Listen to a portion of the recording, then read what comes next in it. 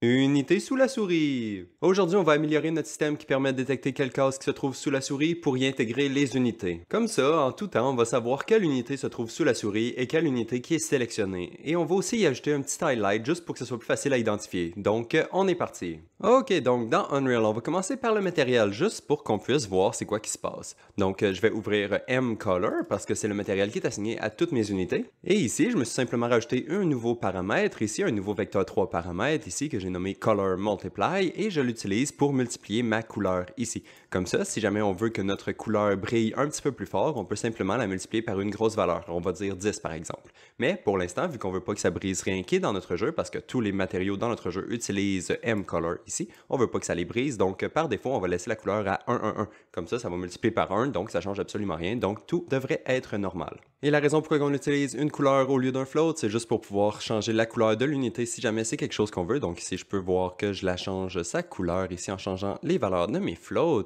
Mais si jamais on veut pas changer la couleur de l'unité et seulement la rendre plus brillante, on peut simplement la multiplier par une couleur qui est la même dans tous les trois channels et ça va simplement la faire briller un peu plus.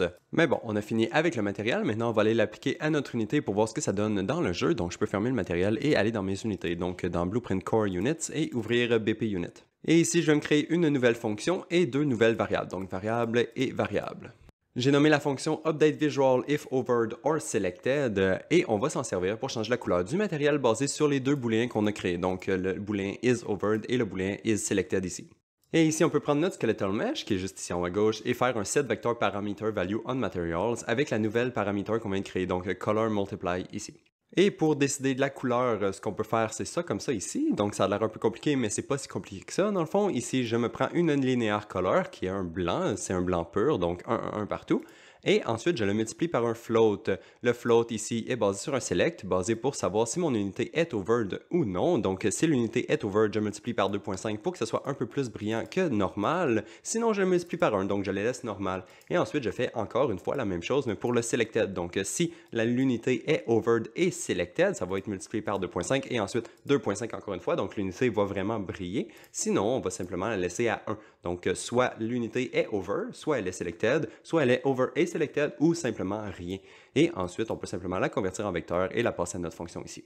Et dernière chose, ici, j'ai décidé que si jamais l'unité était sélectionnée, je veux qu'elle soit teintée de bleu. Donc, c'est pour ça ici que dans mon select, j'ai choisi un bleu en deuxième. Comme ça, en true, si jamais l'unité est sélectionnée, elle est un peu bleue. Sinon, elle est complètement blanche. Donc, 1, 1, 1, 1, 1, 1. Comme ça, si jamais l'unité est sélectionnée, elle est un peu bleue. Sinon, elle est de couleur normale. Et maintenant, juste pour tester rapidement, je vais aller dans mon construction script, prendre ma fonction et la mettre ici à la fin. Et je vais aussi ouvrir les deux petits yeux à côté de mes deux variables. Comme ça, on va pouvoir les éditer dans l'éditeur. Et maintenant, si je compile et que je vais dans mon niveau ici, je vais pouvoir prendre mon unité, la mettre dans le monde ici. Et maintenant, si je coche mes cases, on devrait voir une différence. Et voilà, on dirait que ça fonctionne. Donc, l'unité, quand elle est overed, on voit qu'elle est un peu plus brillante. Ensuite, si elle est selected, elle est un peu plus brillante et bleue cette fois. Et si les deux cases sont cochées, on voit que elle est super brillante et bleue. Parfait, donc on dirait que ça fonctionne et je crois que ça devrait fonctionner avec toutes les unités parce qu'elles utilisent tous le même matériel et voilà, le chicken aussi fonctionne et voilà, tout fonctionne très bien. Parfait, maintenant on peut juste supprimer ça et retourner dans notre BP Unit, enlever la fonction ici dans la construction parce qu'on n'en a pas besoin et je vais enlever les deux petits œils ici à côté de mes deux variables parce que c'était juste pour tester. Et maintenant la dernière chose que je vais faire dans ce blueprint là, c'est me créer deux nouvelles fonctions pour setter les deux variables. Et voilà, donc mes deux fonctions c'est set isOvered ici et je lui passe le booléen overed et ensuite j'ai le set isSelected que je lui passe le booléen selected. Dans les deux fonctions, je set le booléen associé, donc dans set isSelected, je set isSelected et overed dans isOvered comme ça ici. Et ensuite, ce qu'on veut faire, c'est appeler notre fonction qu'on s'est créée pour notre visuel comme ça. Comme ça, si on update les variables, on va aussi mettre à jour le visuel tout de suite. Donc dans overed, je le mets et dans mon selected, je vais le mettre aussi. Voilà, comme ça. Et dernière petite chose à faire avant de fermer ce blueprint, c'est d'aller assigner un collision channel à notre unit. Comme ça, on va pouvoir utiliser des line trace pour détecter quelle unité qui se trouve sous la souris. Donc, pour ça, on va devoir y assigner un channel qui n'existe pas encore. Donc, on va aller le créer. Donc, Edit Project Settings. Ensuite, à gauche, je vais aller dans mes collisions ici. Et ensuite, je vais me créer un nouveau trace channel juste ici. Ce que je vais faire, c'est le nommer unit parce que c'est mon channel pour les unités. Et mon default response, je vais le mettre à ignore parce qu'on ne veut pas que tous les objets dans le jeu bloquent le unit channel par défaut. Donc on va faire accept. Et voilà, donc on a notre channel pour notre grille et notre channel pour les unités. Parfait, on peut maintenant fermer ça ici et retourner dans nos unités pour l'assigner. Et pour faire ça, je vais sélectionner mon skeletal mesh, aller à droite ici, je vais scroller en bas un tout petit peu, aller dans mes collision presets que j'ai ici dans collision. Et ce que je vais faire, c'est changer pour custom. Ensuite, le collision enable ici en ce moment, il est à no collision. Je vais le changer pour que ce soit query only, sinon il n'y a aucun collision channel qui va fonctionner. Donc query only ici. Et ensuite, dans unit, le channel par défaut, il est ignoré. Nous autres, on veut qu'il soit bloqué pour les unités. Donc on le met à bloc. Et voilà, c'est tout, ça devrait fonctionner. Donc on peut maintenant fermer ce blueprint, on n'en aura plus besoin. Et maintenant, on va aller dans notre player action pour setter l'unité qui est hovered. Donc pour ça, je vais dans Blueprint, Core, aller dans mon dossier de player et ouvrir BP Player Actions. Et on va se créer une première fonction pour détecter quelle unité se trouve sous la souris. Donc nouvelle fonction que je nomme getUnitUnderCursor et je retourne une unité ici à la fin. Et c'est comme ça qu'on va détecter quelle unité se trouve sous la souris. Donc, on prend notre player controller. Pour le player index, on peut le passer au début de la fonction, comme ça on peut le changer si on veut. Ensuite, on fait un getItResultUnderCursor by channel, la même chose qu'on avait fait pour notre grille quand on détectait les cases qui sont sous la souris. Et pour le channel, ici, au lieu de prendre la grille, cette fois, on prend unit parce qu'on ne veut pas détecter la grille, on veut détecter les unités, le channel qu'on vient de créer.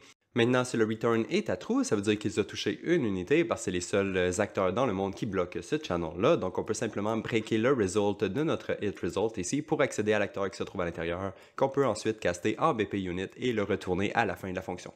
Et dans le cas où la souris n'était pas directement par-dessus une unité, on va regarder si la souris était par-dessus une case de notre grille, parce que si jamais la souris n'était pas directement sur l'unité, mais sur la case qui se trouve en dessous de l'unité, on peut quand même pouvoir sélectionner l'unité, parce que l'unité se trouve sur la case, donc ils sont associés ensemble en quelque sorte.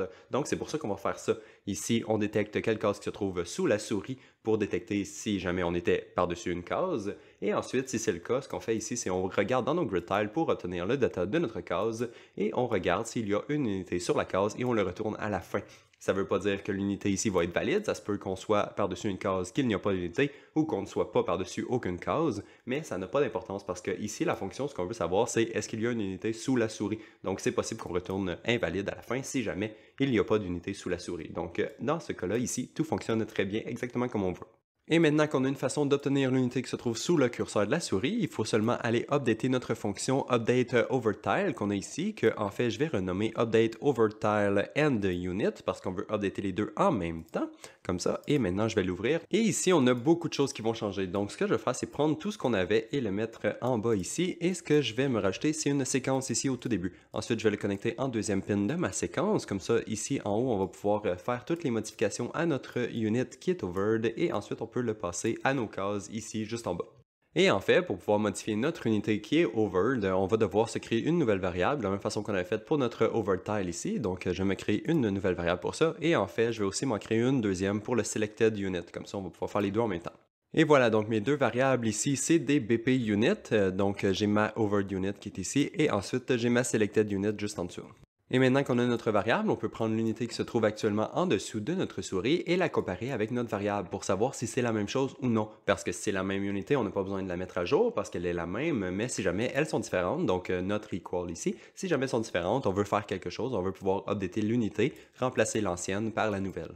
Mais avant de pouvoir setter la nouvelle valeur de notre overed unit, il faut commencer par de l'unit précédente parce qu'on va y avoir dit qu'elle était overed la précédente fois qu'on avait passé notre souris par-dessus. On lui a dit « Ok, notre souris par-dessus, donc mets-toi à briller. » Maintenant, avant de la mettre à jour, on va lui dire « Ok, toi, tu n'es plus l'unité qui est overed, donc on va enlever le visuel qui brille ici. » Et voilà, maintenant on peut prendre le return de notre fonction ici et le passer dans notre variable, donc comme ça on met à jour notre variable, et si jamais la variable est valide, donc si notre souris est par-dessus une unité valide, on va simplement lui dire « Ok, toi maintenant tu es overed, donc update ton visuel. » Et ici, pour la partie où on met à jour la case qui est hovered, on ne veut pas simplement prendre notre hovered tile qui est en dessous de notre souris en ce moment. Parce que si jamais notre unité ici était valide, on veut pouvoir prendre l'index qui se trouve sous l'unité. On ne veut pas prendre l'index qui se trouve sous notre souris parce que sinon ça ne fonctionnera pas dans tous les cas. Parce que si jamais vous avez une unité qui est vraiment grande, si jamais vous passez votre souris par-dessus la tête de l'unité, ça va sélectionner l'unité parce que le line trace, il va fonctionner. Mais par contre, la case qui va être sélectionnée, lui, ça va être super loin en arrière dans le fond de la grille parce que la case qui est en dessous de la tête de l'unité, c'est pas la même que la case qui est en dessous de ses pieds. Donc techniquement, ce qu'il faut faire, c'est prendre en compte l'unité qui est sélectionnée et si jamais l'unité est sélectionnée, on prend son index directement au lieu de faire un line trace sur notre grille comme on le faisait avant. Donc, ce que je vais faire, c'est commencer par déconnecter ma séquence et ensuite, je vais me rajouter un isValid ici sur mon hovered unit parce que je veux regarder si mon hovered unit est valide en ce moment. Et si c'est le cas, eh bien, on va accéder à l'index qui se trouve à l'intérieur de notre unité. Comme ça, on a son index et on peut le mettre dans une locale variable juste ici. Comme ça, on va pouvoir la réutiliser un petit peu plus tard. La variable, je l'ai nommée newIndex parce que c'est les nouvelles index qu'on veut sélectionner. Et donc, si jamais l'unité est valide, on prend l'index de l'unité. Mais si jamais l'index n'était pas valide, si jamais l'unité n'est pas valide, je veux dire, on va utiliser la même logique qu'on avait avant. Donc, on va prendre la case qui est en dessous du curseur de la souris. Donc, je vais juste déplacer mon code ici. Je vais juste le déconnecter. On va le reconnecter ensuite. Voilà, comme ça.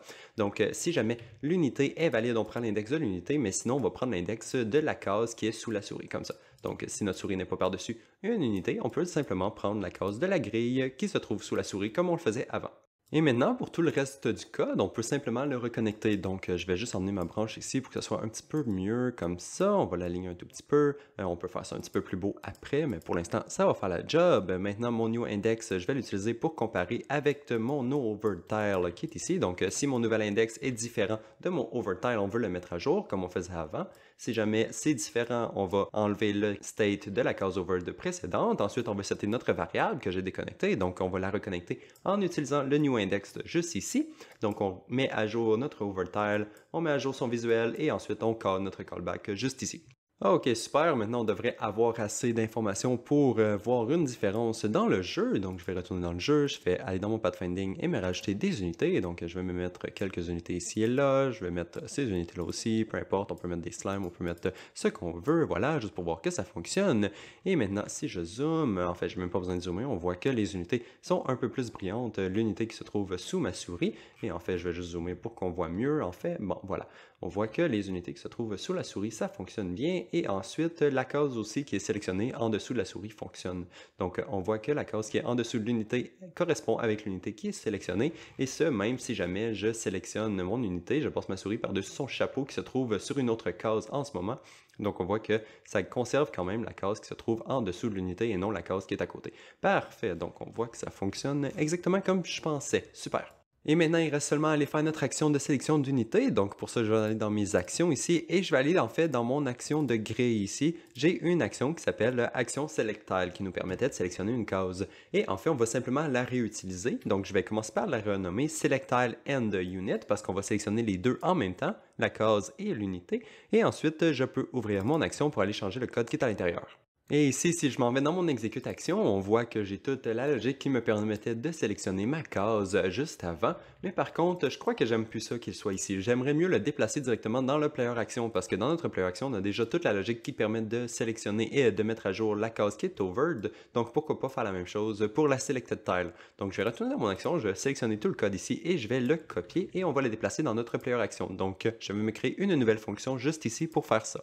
J'ai nommé la fonction setSelectedTileAndUnit et je lui passe un endpoint pour l'index en input ici. Et ensuite, ce qu'on peut faire, c'est coller le code qu'on avait copié dans l'autre fonction. Et en fait, je vais simplement aller caler cette fonction-là directement. Donc, je vais retourner dans mon action et je vais tout supprimer ce qu'il y a à l'intérieur. Et ici, je vais appeler ma nouvelle fonction que j'ai dans mon player action. Et voilà, juste comme ça. Donc, à partir de notre player action, on appelle notre nouvelle fonction. Parfait. On peut maintenant fermer ce blueprint parce qu'on a fini avec. Et maintenant, pour tout ça ici, je vais simplement me créer une séquence au début de la fonction et le connecter dans la première pin de cette façon. La première pin de la séquence va être pour la tile, la deuxième pin va être pour l'unité qui est sélectionnée. Ensuite, si on compile, on va voir qu'on a plein d'erreurs et ça, c'est juste parce qu'il faut remplacer toutes nos variables maintenant pour utiliser les bonnes. Donc ici, selected tile, je vais simplement prendre le selected tile directement ici. Ensuite, pour l'index, je vais recréer ma node parce que celle-là, elle pense encore ce qu'il y a dans l'autre fonction, donc index, comme ça. Et je vais faire la même chose pour partout. Donc, j'ai Selected Tile ici, ici. Ensuite, je vais enlever le player action et mettre le Selected Tile ici en 7. Et je vais faire ça pour tout le reste. Et voilà, c'est à ça que ça ressemble une fois que c'est fait. Maintenant, on va passer à l'unité. Donc, pour trouver mon unité, je vais simplement la prendre à partir de ma grille de cette façon. Donc, dans mes grid tiles, je prends le selected tile qu'on vient de setter juste ici. Et ensuite, on prend l'index, on prend l'unité qui se trouve sur la case. Cette unité-là, je vais la mettre dans une locale variable pour l'instant. Ensuite, on va la mettre dans la vraie variable un petit peu plus tard. Mais bon, pour l'instant, première étape, on va la connecter de cette façon. Et ensuite, on va faire la même chose qu'on avait fait en haut juste ici. Donc, on va s'assurer que l'unité qu'on vient d'essayer de sélectionner n'est pas la même que celle qui est déjà sélectionnée. Donc, je vais faire ça de cette façon avec une branch et je m'assure que la selected unit n'est pas la même que la new unit qu'on vient de setter juste ici. Et finalement, on fait exactement la même chose qu'on avait fait pour notre unité qui était overed. Donc, on commence par dire à notre ancienne selected unit, si elle était valide, qu'elle n'est plus sélectionnée. Et ensuite, on fait simplement prendre notre nouvelle unité, qu'on est juste ici, on la met à l'intérieur de notre selected unit, et ensuite, on regarde si elle était valide. Et si elle est valide, on lui dit « Hey, tu es sélectionné maintenant ». Et en fait, je crois que c'est tout, donc je vais aller tester ça rapidement. Ici, avec le pathfinding, je vais simplement me rajouter des unités sur ma grille. Donc, j'ai quelques unités comme ça, quelques unités comme ça, quelques unités comme ça n'a pas vraiment d'importance. Ensuite, avec le Select Tile Action ici, qu'on va probablement renommer pour que ce soit Select Tile or Unit ou quelque chose comme ça. Mais ici, si je clique sur mes unités, on peut voir que je devrais être capable de les sélectionner. Donc voilà, ici, celle-là, je peux la sélectionner, désélectionner, sélectionner. On voit qu'elle devient bleue si elle est sélectionnée et le over, il marche très bien. La unité est aglo un petit peu plus si ma souris est par-dessus. Même chose si elle n'est pas sélectionnée, des choses comme ça. Et voilà, on voit que ça fonctionne relativement bien. On peut sélectionner toutes les unités une par une si on veut. Même si la unité n'est pas sur sa case, on voit qu'on peut facilement la sélectionner en sélectionnant directement l'unité elle-même et non la case. Et justement, si on sélectionne la case automatiquement au lieu de sélectionner l'unité, on voit que ça sélectionne l'unité aussi. Parfait, donc la fonctionnalité fonctionne très bien. Il reste seulement à aller renommer la petite case ici, juste pour que ce soit plus clair. Et en fait, pour cette action-là, il n'y a pas de bouton spécifique, c'est seulement un bouton normal utilisé dans nos tables directement. Donc, je vais aller dans ma table Grid et dans ma table Pathfinding parce que les deux ont le bouton ici qui s'appelle Select Tile. Donc, je vais simplement le renommer Select Tile End Unit de cette façon. Et ensuite, je vais aller faire la même chose dans le tab Pathfinding juste ici. Donc, je prends mon bouton, je le renomme simplement et ça devrait fonctionner. Voilà. Maintenant, on peut compiler et fermer tout ça. Et notre bouton est bien renommé. Et maintenant, juste avant de terminer la vidéo, je vais réparer un petit bug que j'ai trouvé. Donc ici, j'ai une unité sur ma grille et je vois que je peux la sélectionner, la désélectionner et tout fonctionne très bien. Normalement, tout fonctionne bien. Maintenant, si j'essaie de régénérer ma grille, on voit que mon unité est encore sélectionnée étrangement, mais la case n'est plus sélectionnée. OK, peu importe. Si je clique à côté, OK, ça la désélectionne, parfait. Mais par contre, je suis plus capable de la sélectionner. Je ne suis juste plus capable de la sélectionner. Le over, il marche. Je peux sélectionner la case qui est en dessous en cliquant sur l'unité elle-même. Ça fonctionne bien. Mais l'unité ne devient plus jamais sélectionnée. Et ça, dans le fond, ça arrive parce que la grille n'est plus au courant que l'unité est sur la case parce qu'elle a été régénérée et on lui a jamais dit que, hey, il y a une unité sur la case. Donc, je vais aller réparer ce petit bug rapidement avant de terminer la vidéo. Donc, on peut faire stop et aller réparer ça. Et ce problème arrive dans le Combat System. Donc, je vais simplement ouvrir BP Combat System. Et ensuite, ici, dans le Begin Play, on voit qu'on est déjà attaché à notre OnGrid Generated ici. Donc, on devrait déjà handle ce problème-là. Mais ça n'arrive pas en ce moment. Donc, on va aller voir pourquoi. Donc, je vais aller ouvrir ma fonction OnGrid Generated qui est ici. Et ici, on loupe à travers toutes nos unités et on set leur grid index. Donc, techniquement, ça devrait déjà fonctionner. Donc, on va aller voir à l'intérieur pourquoi que ça ne fonctionne pas. Et le problème, en fait, il est ici. Ça regarde si notre index n'est pas le même que l'index précédent. Donc, comme ça, notre unité, vu qu'elle n'a jamais été enlevée de la grille, techniquement, son index est encore le même que l'index qu'on essaie de lui resetter. En fait, on prend son index littéralement et on le met à l'intérieur. Donc, c'est normal que ça ne fonctionne pas ici à cause du ne pas égal ici. Donc, il y a plusieurs façons qu'on peut réparer ça. Et en fait, je crois que je vais être un petit peu paresseux et je vais simplement me créer un nouveau input qui me permet de overwriter la condition qui est ici. Comme ça, si jamais on veut le forcer, on va pouvoir. Donc, je vais me rajouter un nouveau booléen juste ici en input que je vais nommer force, quelque chose comme ça. Et ensuite, ici, dans la condition, je peux me faire un OR que je peux connecter, comme ça. Je vais compiler pour avoir accès à mon force qui est juste ici. Et ensuite, je vais get force, comme ça. Maintenant, ça devrait forcer l'overwrite de notre index dans le data. Donc ici, je vais juste m'assurer que la default value de ma force est à false parce qu'on ne veut pas le forcer en tout temps. Et ensuite, je vais retourner dans mon onGrid generated ici et je vais cocher la petite case. Comme ça devrait forcer le set de l'index dans notre grille vu que la petite case est cochée. Donc maintenant, si on compile et on va aller tester, voir si ça fonctionne. Et voilà, donc maintenant j'ai mon unité, je peux la sélectionner et la désélectionner. Et maintenant, si je régénère ma grille, je devrais toujours être capable de la sélectionner et de la désélectionner. Parfait. Donc ça fonctionne très bien. Par contre, on a encore un autre petit bug à les réparer et c'est que dans le fond, si je sélectionne mon unité ici ou une case en général et ensuite que la grille se fait régénérer, on voit que ma case n'est plus sélectionnée, mais par contre mon unité est encore sélectionnée. Donc c'est étrange, on devrait faire en sorte que si jamais une case disparaît, donc si jamais la case se fait enlever ou si jamais la grille est régénérée ici, on devrait remettre à jour la case qui est sélectionnée pour soit la remettre si jamais la case est encore valide ou tout simplement la désélectionner si la case n'est plus valide. Donc on va aller réparer ça aussi. Et pour aller réparer ça, on va aller faire ça dans le Player Action. Donc, je retourne dans mon Player Action, je vais aller dans mon Event Graph, ici, là où on set notre variable pour notre grille, juste ici. Et en fait, je vais retourner dans le Combat System juste rapidement pour aller copier ces 4 nodes-là, parce qu'on va faire exactement la même chose. On va s'attacher au même callback qu'on avait fait dans le Combat System. Donc, je vais copier ces nodes-là, ramener dans le Player Action, je vais me faire un petit peu d'espace de cette façon, et je vais les connecter ici au tout début. Donc, une fois qu'on a seté notre grille, on peut connecter les deux callbacks de cette façon, et faire ça de continuer le reste du code ensuite. Et ensuite, dans nos Create Event, ici, les fonctions n'existent pas, donc on peut les créer. Donc, je vais sélectionner dans mon drop-down menu ici, Create a Matching Function, comme ça. Ensuite, je retourne dans l'Event Graph et je fais la même chose pour la deuxième. Donc, ça va nous créer nos deux fonctions. Maintenant, on peut les renommer pour que ça fasse plus de sens. Et donc, pour la première fonction, je l'ai renommée onGridGenerated. Dans le fond, c'est la fonction qui est associée avec le onGridGenerated callback, juste ici. Donc, dans ma fonction onGridGenerated, ce que je fais, c'est quand la grille se fait régénérer, je regarde si le selected tile est toujours valide. Donc, s'il est encore valide, ce que je fais, c'est que je le resélectionne parce qu'il a été désélectionné, donc on le resélectionne. Et sinon, s'il n'est pas valide, on va le désélectionner complètement en 7 ans, -999, -999. Mais ici, on se retrouve avec le même exact problème qu'on avait dans notre combat system avec les index de nos unités. Et dans le fond, c'est parce qu'à l'intérieur du selected tile, ici, on voit qu'on regarde pour faire sûr que l'index est différent et que l'unité est différente. Donc, je vais rajouter exactement le même fixe que j'avais fait avant. Donc, je me rajoute un nouveau booléen que je nomme force et je vais le connecter ici et en bas. Donc, je vais avoir un OR ici et un OR en bas que je vais connecter à mes deux branches.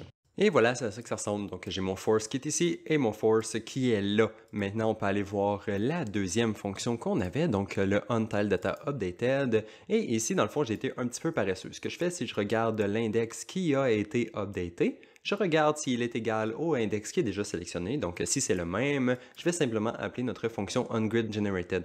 Et elle, ce qu'elle va faire, elle va simplement regarder si l'index est encore valide et le resélectionner si jamais c'est le cas. Donc, on utilise le même code pour les deux cas. Et en fait, j'ai presque oublié, il faut retourner dans le onGridGenerated ici et faire sûr que notre checkbox ici, force, soit coché pour les deux. Donc, force et force, sinon ça ne fonctionnera pas. Et en fait aussi, faire sûr que le untiledDataUpdated function ici est connecté au deuxième callback. Donc, si je retourne dans mon event graph ici, j'ai mon deuxième callback untiledDataUpdated qui est connecté à ma fonction untiledDataUpdated. Parfait. Et maintenant, allons voir ce qu'il se passe. Donc, je retourne dans Entry et je vais faire Play. Oh, ok, on a une infinite loop. Wow, ok, je ne m'attendais pas à ça. Je vais regarder le show ici. Ça dit, ok, untiledDataUpdated, ça call onGridGenerated, parfait, c'est ce qu'on veut. Ensuite, setSelectedTile, c'est bon. On ajoute une state à la tile parce que la tile, elle devient sélectionnée. Donc, on ajoute une state pour lui dire qu'elle est sélectionnée. Et ensuite, ça va être le tile visual. Et ensuite, ça enlève des instances. Ça, c'est étrange, mais bon, peu importe. Et ensuite, ça recommence, ça recommence, ça recommence. Et en fait, dans le fond, le vrai problème, c'est que, dans le fond, si on regarde dans notre grille, on va aller voir que notre événement ici, untiledDataUpdated, se fait appeler juste quand on ajoute un nouveau state sur la case. Donc, on ajoute une couleur sur la case, puis ça appelle notre untiledDataUpdated. Et c'est pas bon. Donc, on va aller réparer ça aussi rapidement. Et ça arrive dans notre grille. Donc, je vais aller juste dans ma BP Grid ici et l'ouvrir. Et ensuite, je vais regarder mon callback que j'ai à gauche ici, untiledDataUpdated. Donc, je vais juste faire un find référence pour voir à tous les endroits où c'est appelé. Donc, à ces 4 angles droits là. Donc, quand on ajoute une case, quand on l'enlève, quand on ajoute un state et quand on enlève le state. Donc, ce qu'on va faire ici, c'est on veut remplacer les deux derniers, les deux add state et remove state. Donc, je vais me créer un nouveau callback pour remplacer ces deux states-là. Donc, j'ai nommé mon callback untiledStateUpdated ici et je lui passe un index en haut à droite, un endpoint, de la même façon qu'on avait fait pour notre callback précédent juste ici. Donc, ça va être exactement la même chose. Donc, ce que je vais faire, c'est prendre mon event, le caller ici et connecter mon index de cette façon. Donc, on le connecte. Là, ici, je suis dans la fonction addStateToTile. Donc, c'est vraiment quand on ajoute un state à la case, pas quand on ajoute les grid tiles. Parce que si on veut garder le unDataUpdated, mais quand on ajoute les states, on appelle notre fonction, notre callback correspondant au state comme ça ici. Et ensuite, on va faire la même chose chose à l'autre endroit. Donc ici, c'est la grid tile, on le fait pas. Le remove grid tile, on le fait pas non plus. Ici, on a la add state, c'est celui qu'on vient de remplacer. Et en fait, on a à la fin le remove state. Donc, on va aller dans celle-là ici. Notre call ici, on va le remplacer par notre nouveau call. Donc, le on-tile state updated, comme ça. Maintenant, on peut le connecter. Et maintenant, si on compile, parfait, on devrait appeler maintenant un nouveau callback lorsque notre événement se fait appeler.